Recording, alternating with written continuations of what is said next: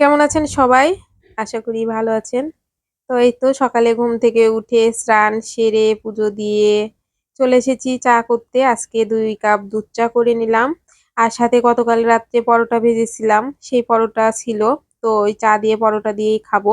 এটাই সকালের নাস্তা। আর ছেলে তো ছেলে যাবে কিছুক্ষণ পরে প্রাইভেটে। ওর এই সময় করে এই যে রোজার জন্য এই সময় করে ওর টিউশন গুলো আগিয়ে দিয়েছে সকাল থেকে। এই কারণে আরকি ওর জন্য এই যে একটু সিদ্ধ ভাত বসিয়ে দিয়েছি। বিলাতি সিদ্ধ, মিষ্টি কুমড়া আরকি। মিষ্টি কুমড়া সিদ্ধ আর আলু সিদ্ধ দিয়ে। এটা গত বৃহস্পতিবারের ভিডিও ছিল। তো বৃহস্পতিবারের দিনে তো ওর বাবা নিরামিষ খায়। ওইজন্য আরকি নিরামিষভাবে সিদ্ধ ভাত বসিয়ে দিলাম। যে যাতে ও এসে এক মুঠ খেতে পারে। যার কারণে আরকি যে নিরামিষভাবে করে নিই। আর এই তো ছেলের জন্য ২ টা ডিমও সিদ্ধ করে নিয়েছিলাম। দেশি মুরগির ডিম।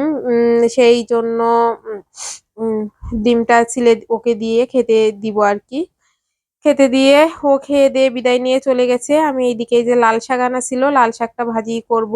আর যেহেতু নিরামিষ ওই যে আলু দিয়ে আর বড়ি দিয়ে একটা রসা টাইপের করব। ডাল আর আজকে রান্না করব না।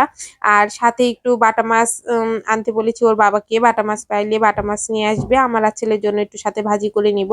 আর ওর বাবাকে একটু অন্য কিছু ভাজি করে দিব, নিরামিষ কিছু একটা। আমি নিরামিষ খাই না। আমি খাই না বলতে আমি শনিবার করে নিরামিষ খাই। কিন্তু আসলে বৃহস্পতিবার করে আর খাওয়া হয় না। কি আর বলব, নিরামিষ খাইতে পারি না। হ্যাঁ, সেই জন্য আরকি। ওর বাবা খায়, ওর বাবাকে আলাদা করে রান্না করে দিয়ে আমরা মাছ এলে হয় মাছ, না হলে মাংস, আগের কোনো কিছু রান্না করা থাকলে ওগুলো দিয়েই খেয়ে নিই। এই যে এই লাল শাকটা খুব ভালো ছিল, লাল শাকটা যেমনও কালার তেমনও খেতে স্বাদ হইছিল। খুব নরম ছিল আরকি, কচি ছিল, যার কারণে খেতে খুব মজা লাগছে। তো এই যে আমি লাল শাকটা খুব ভালোভাবে কাঁচামরিচ দিয়ে আর লবণ আর হলুদ দিয়ে ভাজি করে নিয়েছি। অল্প হয়েছে কিন্তু আমাদের জন্য এতটুকুই ঠিকঠাক আছে। আর এর ফাঁকে এই যে তরমুজ নিয়ে এসেছে, তরমুজটা কেটে নিলাম। এই যে তরমুজটা কিন্তু খুব ভালো লাল ছিল, খেতেও খুব স্বাদ ছিল আরকি।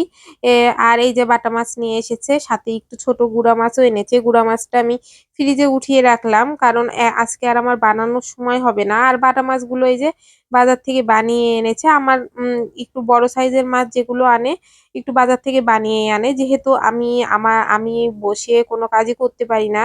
আ নিচে বসে আরকি। মাছ-টাছ আনলে বানানো আমার জন্য কষ্টকর হয়ে যায়। যার কারণে যতদূর পারে বাজার থেকে বানিয়ে আনার চেষ্টা করে। যে যখন হয়তো বাজারে বানানোর লোক থাকে না বা ব্যস্ত থাকে বা তার হাতে আমার হাসব্যান্ডের হাতে সময় থাকে না, তখনই একমাত্র ঐরকম করে না কেটেই নিয়ে আসে। এই যে আপনাদের সাথে কথা বলতে, বলতে আমার মাছগুলো কিন্তু ধোয়া হয়ে গিয়েছে। এই ফাঁকে এখন আমি মাছগুলো ধুয়ে ৪ টা মাছ বের করে রাখবো আমার আর ছেলের জন্য। আর এর ফাঁকে আমি এই যে আলুর ও যে রসাটা করবো, সিদ্ধ করে নিয়েছিলাম, ওইটাও রান্না করে নিব। আর এই যে ভাত নামিয়ে রেখেছি, এই যে গরম, গরম ভাত ধোয়া উঠছে আরকি। তো এই যে মাসকলাই ডালের বড়ি ছিল, মাসকলাই ডালের বড়িটা আমি তেলে একটু ভেজে নিলাম। তেলে জিরা, তেজপাতা, শুকনা মরিচ সম্বারা দিয়েছিলাম। দিয়ে এই যে বড়িটা ভেজে নিলাম। ভেজে নিয়ে আমি তারপরে সিদ্ধ করে রাখা আলুগুলো কিন্তু আমি আধা ভাঙ্গা করে নিয়েছি। আধা ভাঙ্গা বলতে এই যে কয়েকটা গোটা রেখেছি, আবার কয়েকটা একটু গেলে দিয়েছি। এইভাবে আলুর রসাটা করলে নিরামিষভাবেও খেতে ভালো লাগে।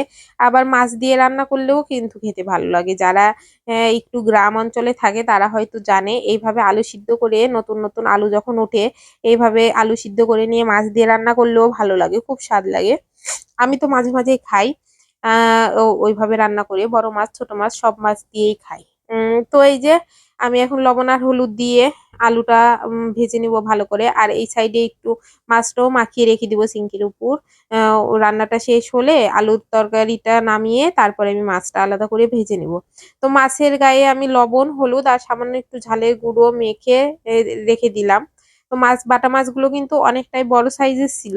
এই মাছগুলো খেতে কিন্তু ভালো লাগে। এর চেয়ে বড় সাইজের হলে কিন্তু আবার খুব কাটা হয়, তখন কিন্তু খাওয়াটা মুশকিল হয়ে যায়। আর বাটা মাছটা আমার সবসময়ই ভালো লাগে। বাটা মাছের খুব টেস্ট, কিন্তু একটু কাটাটা বেছে খেতে পারলে খুব ভালো লাগে। আর মুড়মুড়ে করে ভাজলে তো কাটা সহই খাওয়া যায়। কাটাটা ভালো করে চিবিয়ে খাইলেই খাওয়া যায় আরকি। কষ্ট হয় না। আর আমি তো সবসময় একটু কড়া ভাজা খাই। যার কারণে আমার সমস্যা হয় না। আর এই যে আমি আলুর তরকারিটার মধ্যে কিন্তু আদা জিরে বাটা, ঝালের গুঁড়ো, একটা টমেটো কেটে দিয়ে দিয়েছি। দিয়ে লবণ আর হলুদ পরিমাণ মতো দিয়ে আমি এই যে আলুর রসাটা কিন্তু খুব ভালোভাবে কষিয়ে নিলাম। কষিয়ে এখন ঝোলের জন্য জল দিয়ে দিলাম। যেহেতু ডাল রান্না করব না সেহেতু একটু ঝোল নামাবো, যাতে ২ বার আমাদের হয়ে যায়। তো এই যে আমি কিন্তু তরকারিটা নামিয়ে নিয়েছি। নামিয়ে এখন মাছগুলো অল্প হিটে হালকা করে না, ঠিক অল্প আঁচে, হালকা আঁচে আরকি ভেজে নিব কড়া করে কুড়মুড়ে করে। তো এই যে মাছটা আমার এক পিঠে হয়ে গেছে, আবার কড়াইয়ের সাথে লেগেও গেছে, দেখেন কি অবস্থা। তো এই যে আমি উল্টিয়ে নিলাম, আরেকটা পিঠ ভাজি করে নিব অল্প হিটে। এইভাবে মাছ ভাজি করলে খুব ভালো লাগে আমার খেতে, গরম, গরম এইরকম মাছ ভাজি। উম আর গরম, গরম ভাত, ঘি হলে আর কিছুই লাগে না। এই যে মাছ ভাজিটা তুলে নিলাম।